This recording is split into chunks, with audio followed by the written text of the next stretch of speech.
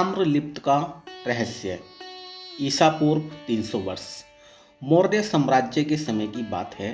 बंगाल के दक्षिणी तट पर बसा था एक समृद्ध नगर ताम्रलिप्त। व्यापारियों, साधुओं, जासूसों और यात्रियों का गण। लेकिन उस नगर में एक रहस्य छुपा था, एक पुरातन पुस्तक जिसे कालवाणी कहा जाता था।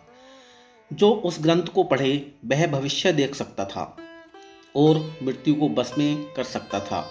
राजा सम्राट बिंदुसार के दरबार से एक गुप्तचर भेजा गया, आर्य वीर्यानंद, जो बाहर से साधु जैसा दिखता था लेकिन असल में एक प्रशिक्षित जासूस था। वीर्यानंद जब ताम्रलिप्त पहुंचा तो उसे तुरंत आभास हो गया कि यह कोई सामान्य नगर नहीं। यहाँ के लोग रात होते ही घरों में बंद हो जाते थे। मंदिरों के घंटों की जगह एक गूंजती हुई फुसफुसाहट सुनाई देती थी, मानो कोई अदृश्य शक्ति हर कोने में घूम रही हो। नगर के बीचों बीच था नागेश्वरी मंदिर, जिसकी गहराई में बताया जाता था कि कालवाणी छुपी हुई है। वहां पर जाना मना था, जो भी गया लौटकर कभी नहीं आया। नगर में एक रहस्यमय स्त्री थी, रूप ज्योति, जिसे नगर बधू कहा जाता था। लेकिन उसकी आंखों में कोई ऐसा दर्द छुपा था जिसे वीर्यानंद तुरंत भांप गया। एक रात जब वह छुपकर मंदिर की ओर जा रहा था, रूप ज्योति ने उसे रोक लिया। अगर तुम्हें जीवन प्यारा है तो इस मंदिर की ओर कदम भी मत बढ़ाना, वहां समय भी थम जाता है।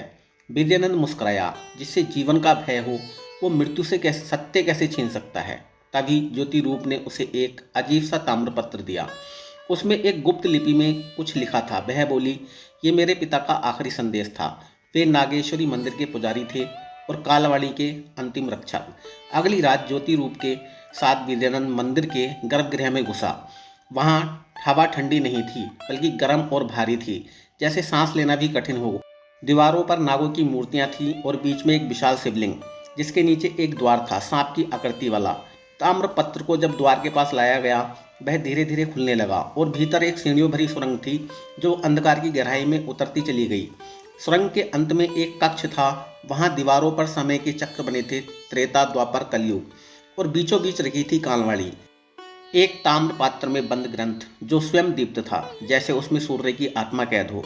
जैसे ही वीर्यानंद ने ग्रंथ को छुआ, उसकी आंखों में एक एक दृश्य कौंधने लगा। सम्राट अशोक का राजतिलक, बौद्ध धर्म का प्रसार, कलयुग का आगमन, यहाँ तक कि उसका अपना अंत, एक भयानक मौत।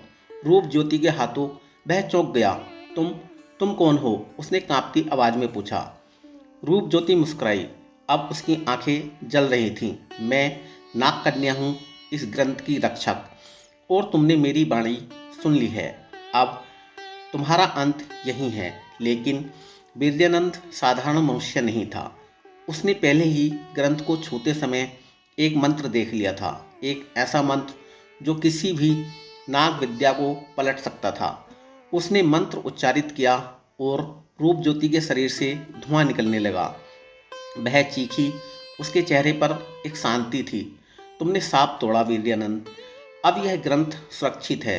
इसे अगली सदी तक कोई न छू सकेगा।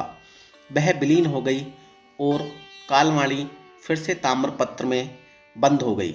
वीर्यानंद लौट गया, लेकिन उसकी आंखों ने जो देखा था वह कभी न भूल सका। उसने ताम्रपात्र को गंगा में प्रवाहित कर दिया और जान लिया कि कुछ सत्य केवल देखने के लिए होते हैं, समझने के लिए नहीं। दोस्तों, वीडियो अच्छा लगा हो तो लाइक कर दें और इसी तरह की कहानी के लिए चैनल